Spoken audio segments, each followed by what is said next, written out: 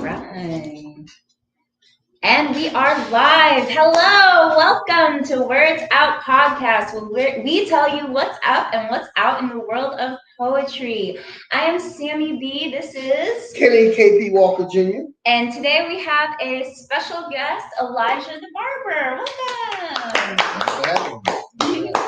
So I met you at Miss Seeley's Blues. I think you did a comedy set that day, but you also do poetry. Yep. Yeah. Can you tell me more about how did you get into poetry? I've been doing poetry since a kid. Yeah. So I started poetry first, and then it transitioned into rap lyrics, which then transitioned to battle rap lyrics.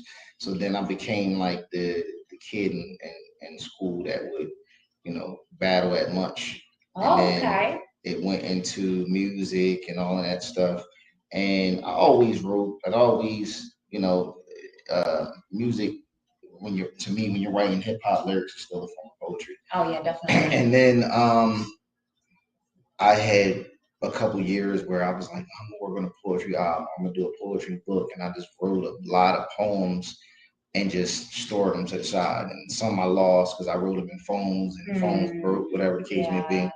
And honestly, I had been in a writing bag within like the last 2-3 years, but I wasn't reciting what I was writing. Yeah. So because I got into comedy, I had been just focused on comedy, and then going to Miss Silly's, I didn't realize how many poets would be at Miss Silly's.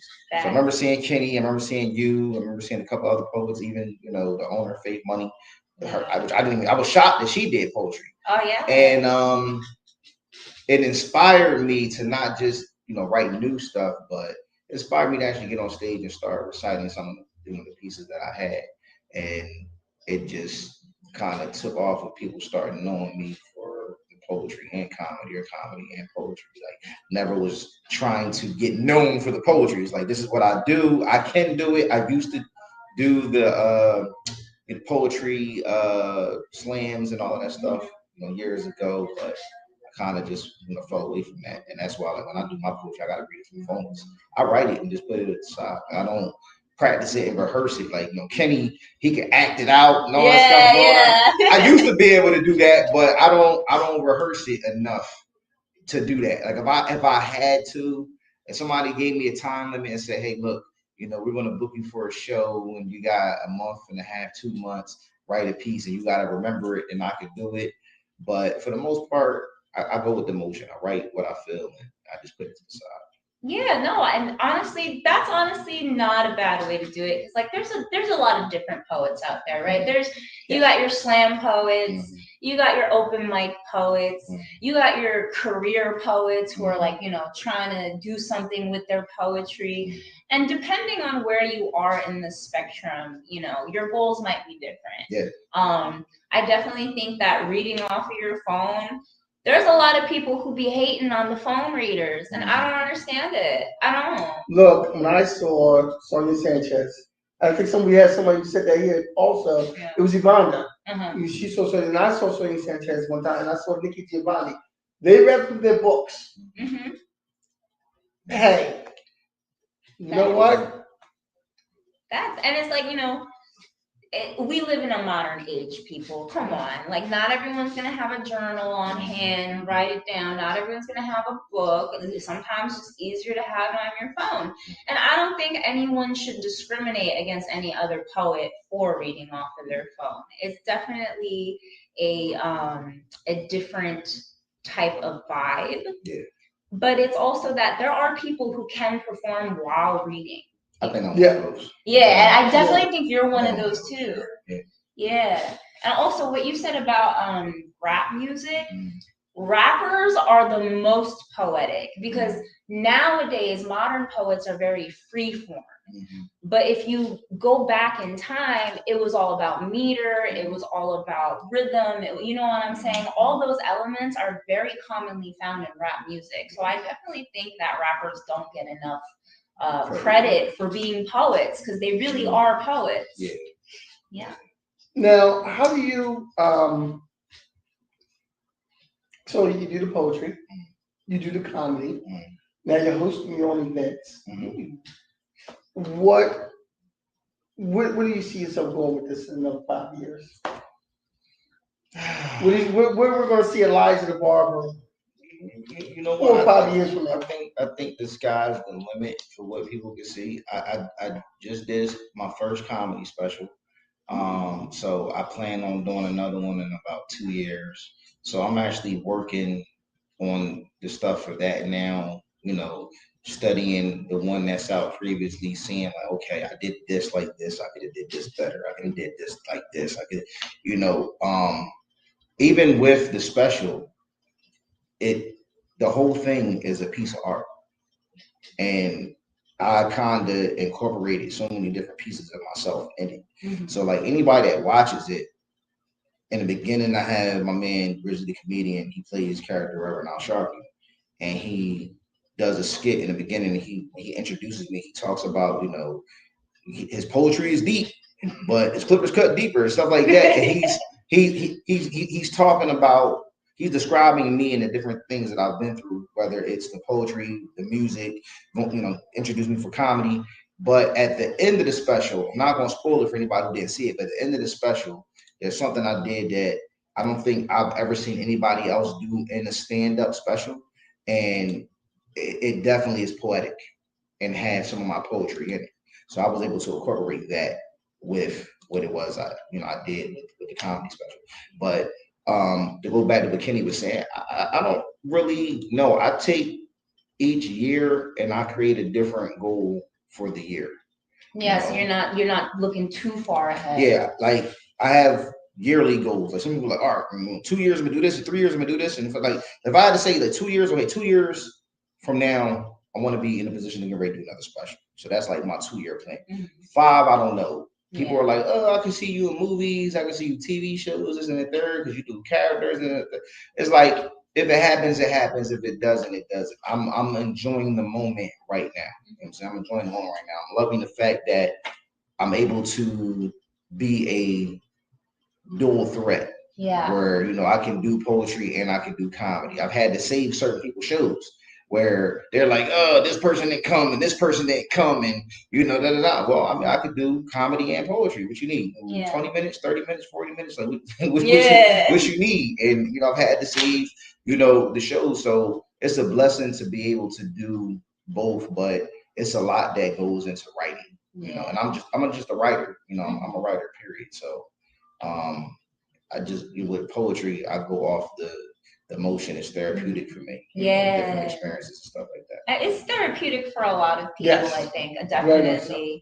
And like, I just want to go back to like so you're doing comedy and you're doing poetry, and I know you just recently hosted an event. What was it? Poetic Laughter.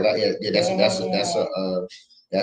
a new thing that I'm starting. So before I had Poetic Laughter at Miss Silly's, I had Just My Thoughts, comedy open mic, which was at Fabulous Events.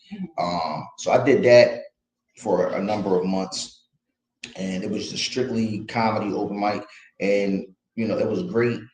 And then I realized with the open mic season, once football comes in, like Thursdays start getting crazy. So I kind of was like, I'm gonna fall back from doing Thursdays. And opportunity came to do something at Miss Silly's on Wednesdays. And I was like, Wednesdays is kind of an open day, but because people know me for poetry, people know me for comedy, I decided I want to do something where I put them together. I love Miss Silly's and I love the vibe, the atmosphere. The open mic, the thing that kind of like would throw me through a loop is when you're there and you're getting ready to perform, you never know who's going before you or after you. So to me, it could throw the energy off. So like when I was coming to do comedy, how I got into the poetry part with doing poetry in Miss Silly's is I would go and Kenny would say, yeah, on deck, Elijah the Barber. And then coming up is such and such poet. And then the poet goes up and our poet does a piece about being molested or something. And now I gotta follow it up with comedy. So it was like, I don't want to go after the comedy. You know what I'm saying? So you know what? I got a piece called this, and it can now diffuse things and kind of balance the energy. You see what I'm saying? And then I'll come back up and I'll do comedy. So that's how people start knowing me for doing poetry because of that. And I start feeling more comfortable with, doing the poetry in front of, the audience and stuff like that.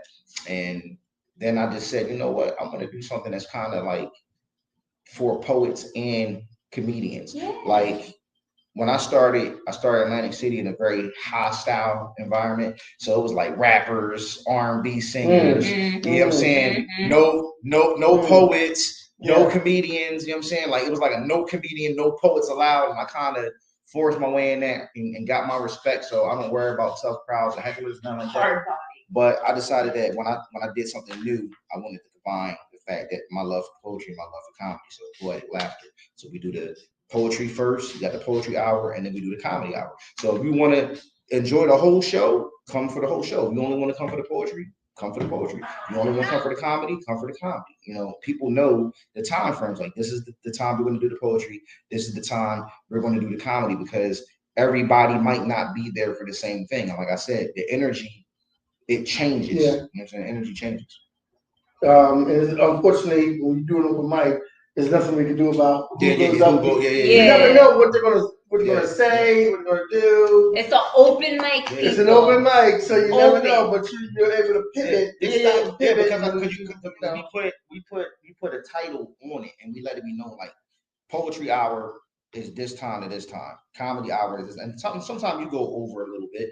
But it's like but it was an amazing night. It was an amazing event, the energy, the vibe, and that was the second one we did, and it was better than the first one. The first one was great, but that one was just like an ultimate event. But I had people I had to turn away. Like people would email me that I knew, and I'm like, this dude is a rapper. I know him, and it's like, look, I got love for you, but no, this is not that open mic. Like, this ain't the open mic where you're going to come and just, all right, let me get on stage and rap, throw your guns in there. Like, no, we're not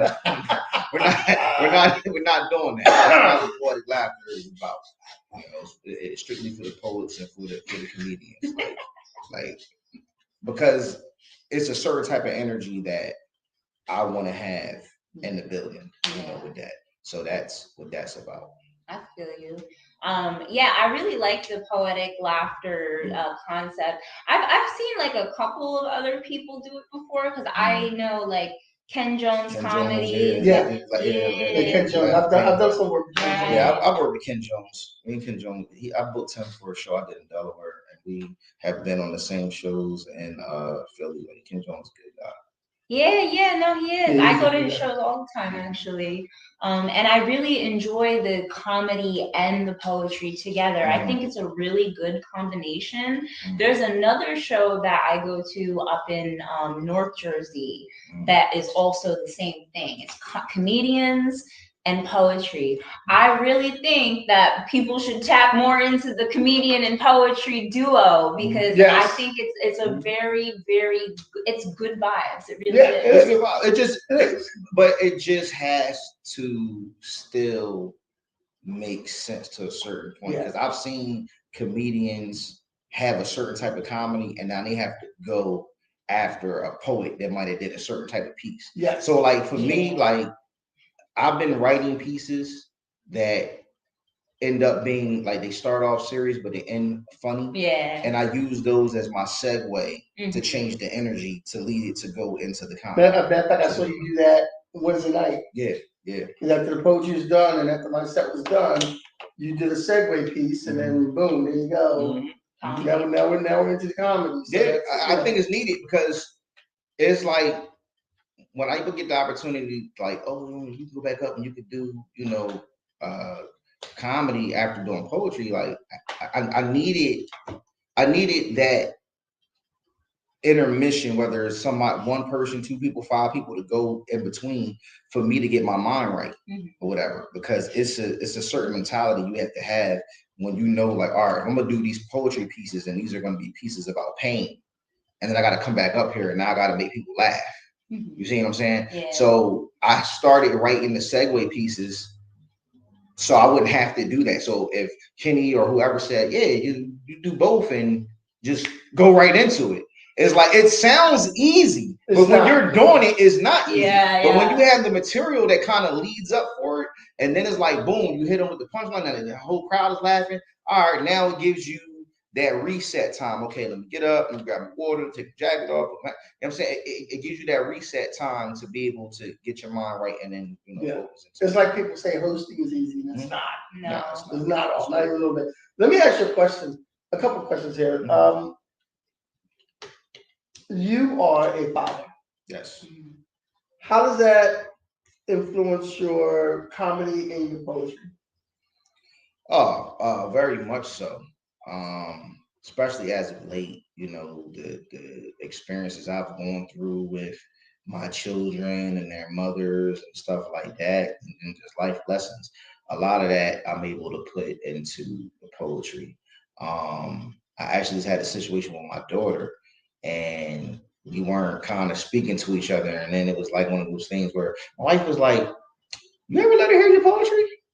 And I was like, "Damn, you know what? I never did let my daughter. My son has heard it. I never let my daughter hear poetry." So I thought of a lot of the things that were bothering me with our relationship, and I put it in a poetry format, and I read it to her.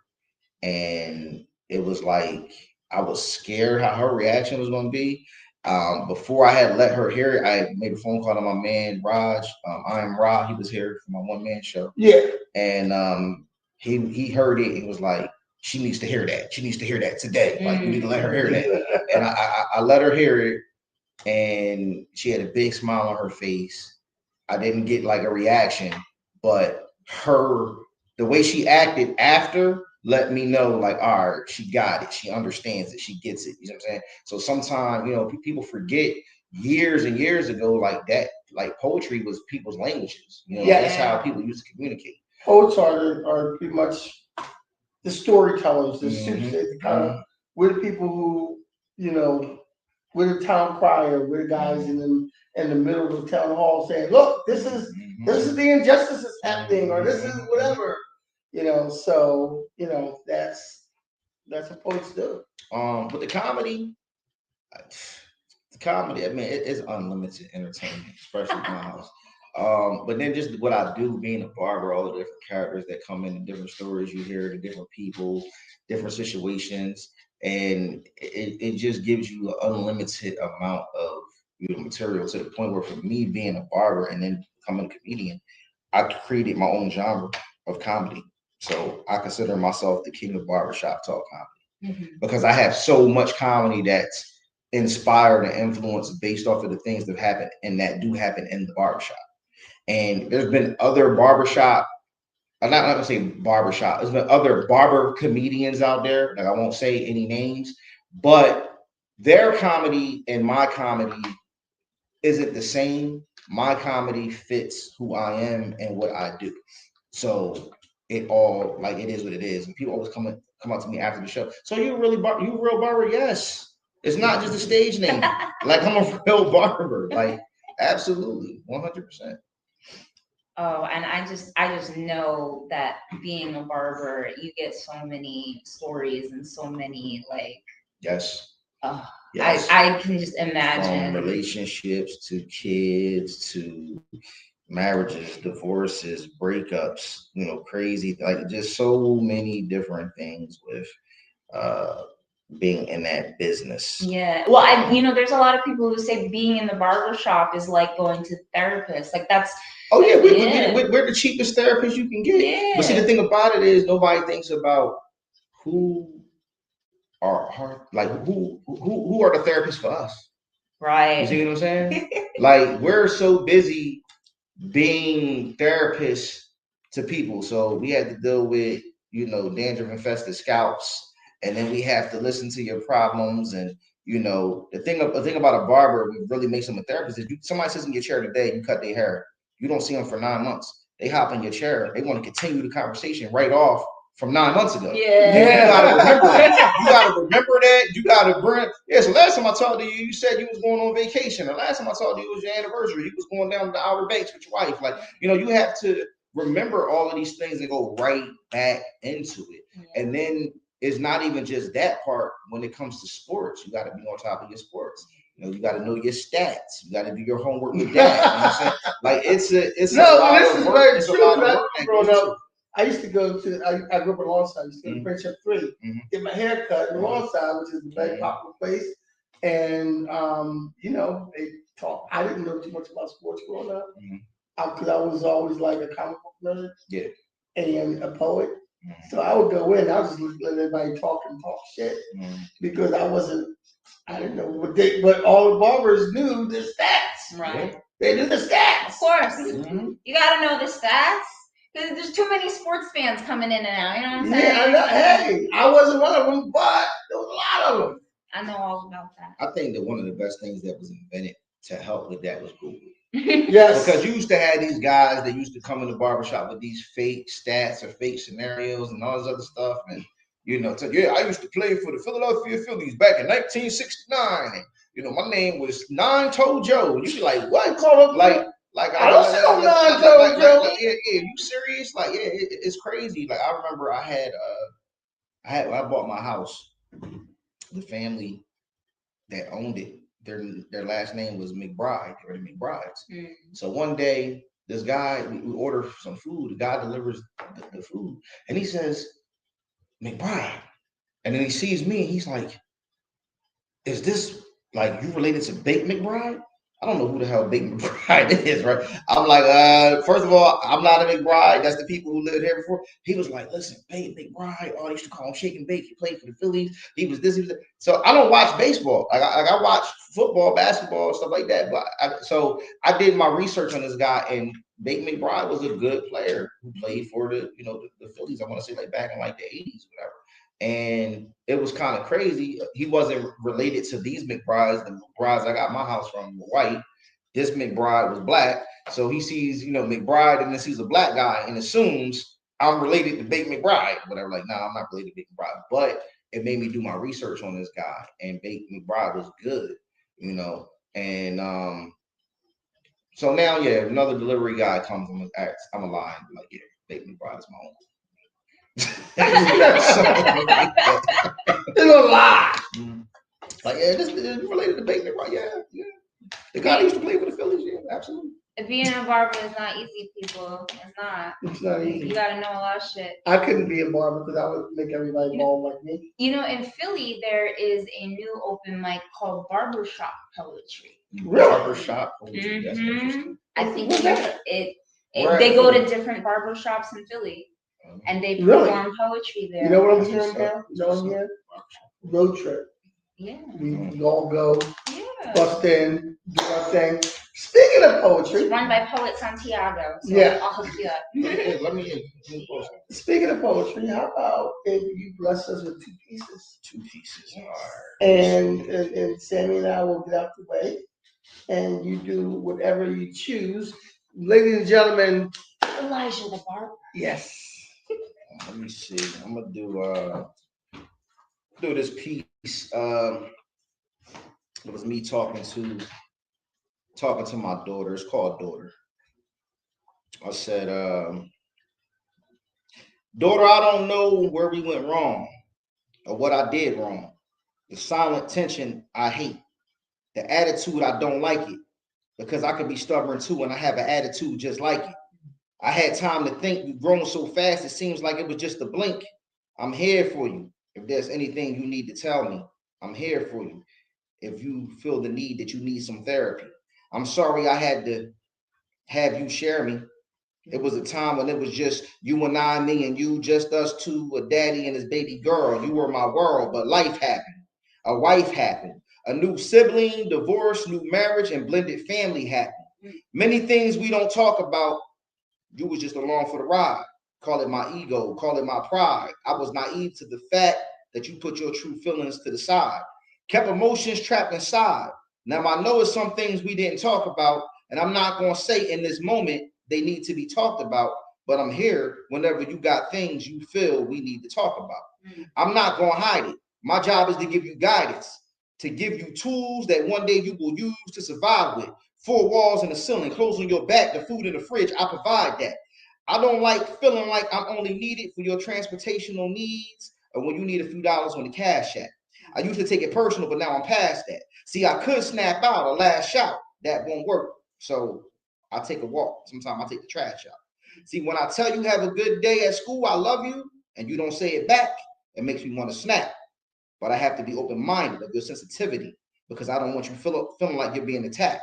So I just shut down because I don't know what to say about it. Guess I could pray about it. I'm still trying to figure it out. That's all I can really do. And that's all I can really say about it. Mm-hmm. So that was the piece I had about my daughter. And it was a lot for me to tell her, all those things. And once I told her, she smiled and, she didn't really have to give me a reaction because I kind of knew like she understood, Trying to see another piece. That segue piece. Oh, you want me to do what's in that? I got two of those, but I'll do the original one. Yeah. Energy. This one is called Energy. I said, I love your energy. I love your vibe. I love that look you give me when I look into your eyes. You got me on a different high. I'm talking cloud nine, tingles down the spine, goosebumps on the arm, turning me on. This feeling we can't keep fighting, can't keep denying. When we departed, I started crying. Thinking about the last time it was you and I with a side of fries. The game was on, took a taste of you, then a sip of soda. I think it was Coca-Cola. See, I've been attracted to you since I was a young boy, had a molar roller, sky page, a young boy, eating annihilators and hot fries. You stay looking, finger looking good like Popeyes. I get selfish around you, don't want you being touched by no other guys. But see, you raise my blood pressure when we get together now. We used to stay up late nights, but now I'm old. See, I love you so much. I wanted you when you was hot. I wanted you when you was cold. I'm going to speak my truth. I don't care if these people know. But this ain't going to work. See, I need my space. And this whole time, y'all thought I was talking about a woman. I was talking about my love for buffalo chicken cheesesteaks. Yeah. I wanted you to do that piece because I wanted to show that, I wanted you to show your comedy on how funny you are. And that piece is hilarious. I love that one. Yeah. So thank you for doing that for us. Now we're coming to the part where we ask the off the wall kind of questions. Okay. This is the offbeat kind of question, yeah. Okay. And you are a barber. Mm-hmm. 3 famous people that you would like to cut. 3 famous people that I would like to cut. Number 1, Kevin Durant. Okay. Came with that name. Kevin Durant, number 1, because his head is atrocious. I want to fight his I got a bit of it. You gotta go out with a brother like I got a bit of It's not that bad, is it? Yes. Okay. Yeah, Kevin Durant is somebody. He needs. You said how many? 3 people you would like to cut. Kevin Durant, I like to cut. I need to know why you want to cut these 3 people too, because Kevin Durant says his choice. Dang, it's crazy because like they all fall. They like they kind of fall under being sports players. James Harden. Okay. James Harden, not so much for the hair, but for the beard. Like his beard hurts my soul. Like, it's like he needs a nice crisp line. Like Richard Pryor and What Is Up. I mean, Bill Cosby in Uptown Saturday Night. Oh, that was hard. That was hard. That in Uptown Saturday Night. Yeah. Looking for a little Seymour, man. You need to look for a barber, man. I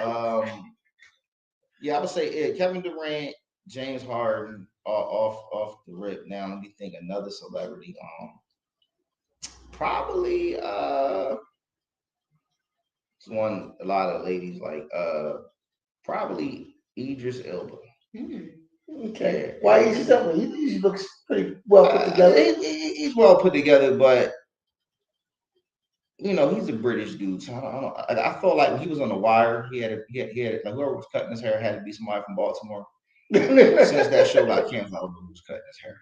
You know what I'm saying? I have never seen The Wire. So yeah, I just binge watched it a couple of years ago. Like I didn't watch it in real time. Like a lot of shows I didn't watch in real time. I watched it later. Like The Wire, Breaking Bad, stuff like that. Like I watched them either like when they were at like the last season or they had just ended, and then I caught up. But yeah, probably those three. Yeah, Durant, Harden, and Pride. So you picked all guys whose hair you legitimately want to cut. Yeah, I would want to cut their hair. Like I felt like you asked that question to see who you want to have a conversation. Yeah, that's what I thought. I thought it was gonna be like, you know, like, right? But he was like, nah, I gotta cut your hair. Yeah, I want this their hair situation is all fucked up, and I can fix it.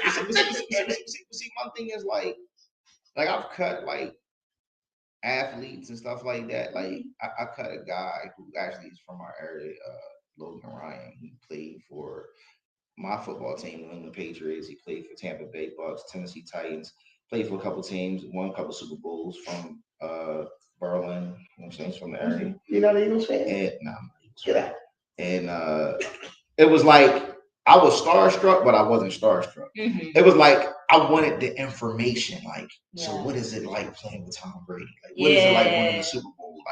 Like him telling me the contract situation and how it works. Like I feel like I love poetry, I love writing and all of that, but deep down inside, I get a high off of booking and brokering deals is what I get a high off of. So like putting together shows and reaching out to artists and booking them and all of that other stuff and putting all of that stuff together is what I get a high off. So like even when I would play like Madden, GM mode was my thing. Like, okay, this is what we're going to sign you for. This is what the contract is going to be. Like, so to be able to talk to an athlete who is a millionaire and find out, like, wait a minute, they offered you $5 million, and then the other three teams are offering you $12 million, and you would still want to let the team who offered you $5 million only give you $7 million because it was a hometown discount, and they dropped the ball, so you had to go get the 12. So it's like a lot of of things like that you know I'm into. Like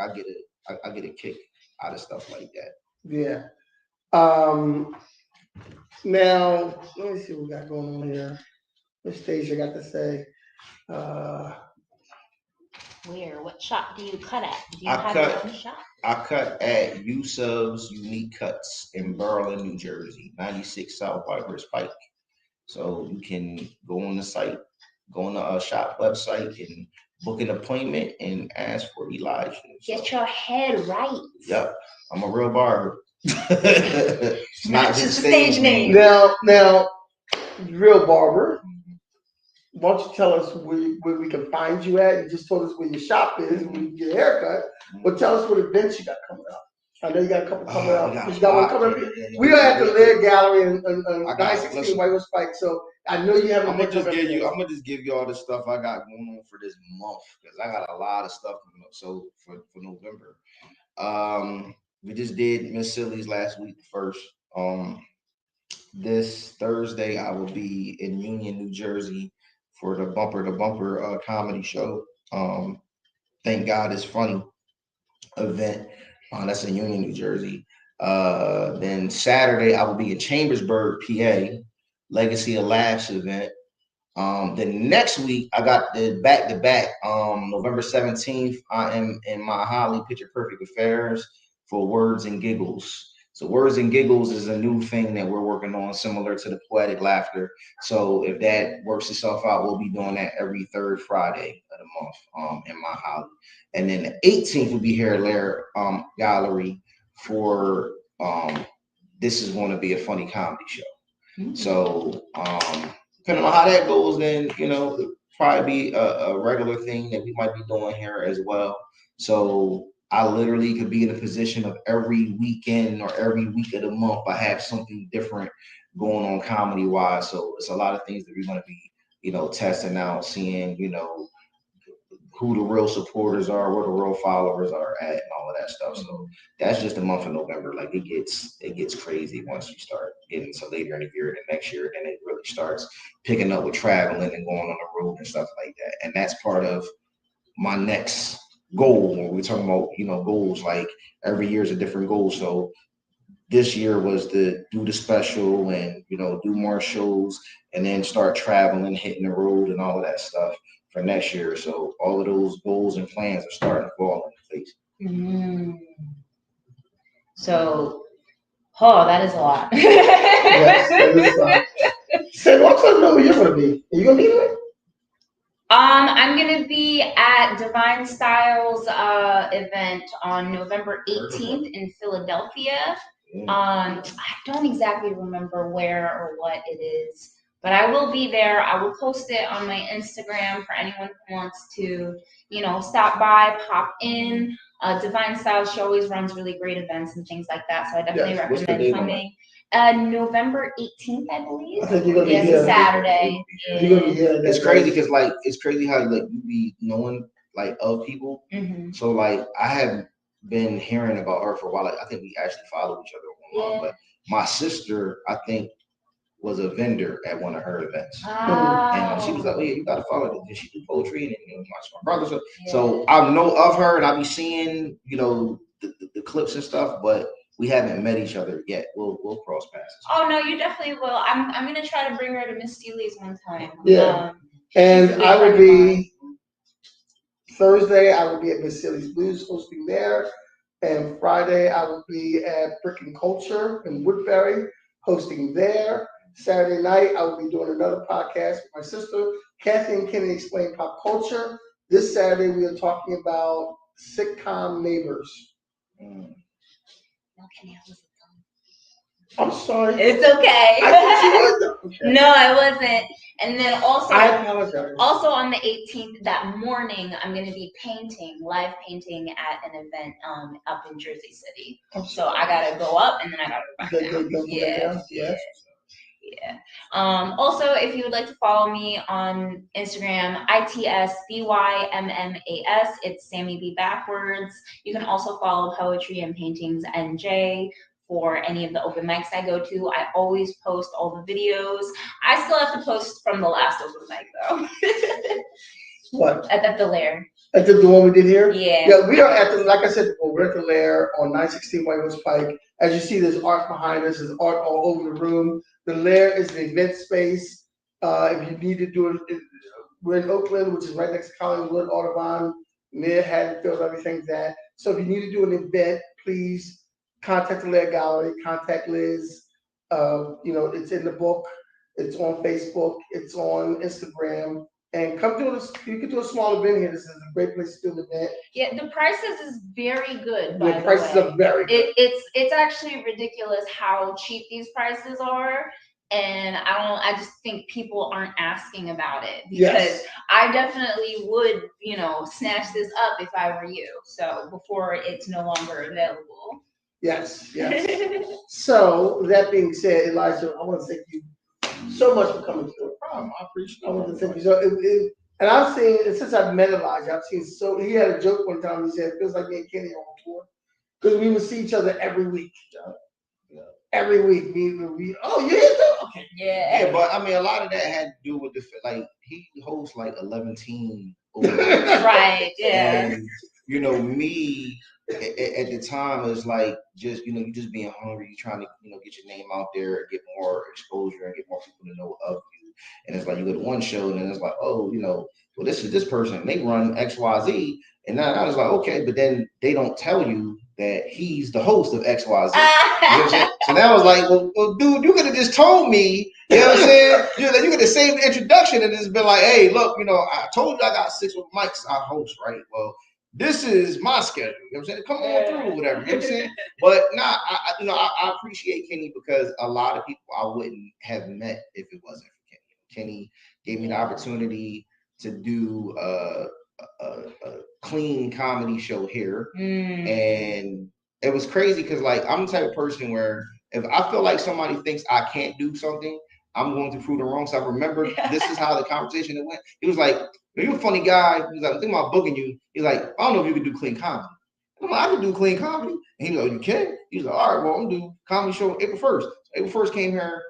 I did a half an hour of clean comedy. Before that, I had only maybe 5-7 minutes clean comedy. So I came here and I did a half an hour of clean comedy. It lifted the confidence to a total different level. And then he booked me for Juneteenth for poetry. And when I did that, it just opened up doors. I met this person, and they introduced me to this person, and it just became like a snowball thing. So I owe a lot to Kenny. You know him. We love Kenny. Yep. We love Kenny. Kenny. People gonna think I'm nice and shit. No, get that little profile. We love That shit Kenny. little profile. Thank you very much, but no, get that shit very little profile. No, but Kenny is a good person, even if he doesn't seem like it, and and he really will do whatever he can for you once he decides you're his friend. If you're not his friend, could you take that knife out my back, Elijah, over here, please? Just pull that out. Pull it right the fuck out. Okay, so we want to thank everybody for joining us on Words Out Podcast. I would like to be able to tell you who's going to be here next week. Luis Marrero. No, that's not next week. No, it's not? No. Oh, my bad. No, that's not next week. Next week is going to be Tiff. Oh, okay, Tiff. TIFF to the motherfucking period. Word. And then after that, Luis Marrero. Got it. Yeah. 20th, because that's my birthday. Right, you're right. You're right. We're gonna party like we're not really doing all that shit. Okay, so thank you very much for joining us. Let's hear one more time for Elijah the Barber. And please come back next week. Tell a friend. 7:30. We're at the Laird Gallery. I'll just say one thing. Uh-huh. Make sure y'all follow me Instagram, TikTok, Elijah the Barber 856-609. Mm-hmm. All right, make sure you do that. And hey, God bless your soul and keep living peace. Thanks for coming. Keep putting your words out. Good job. Good.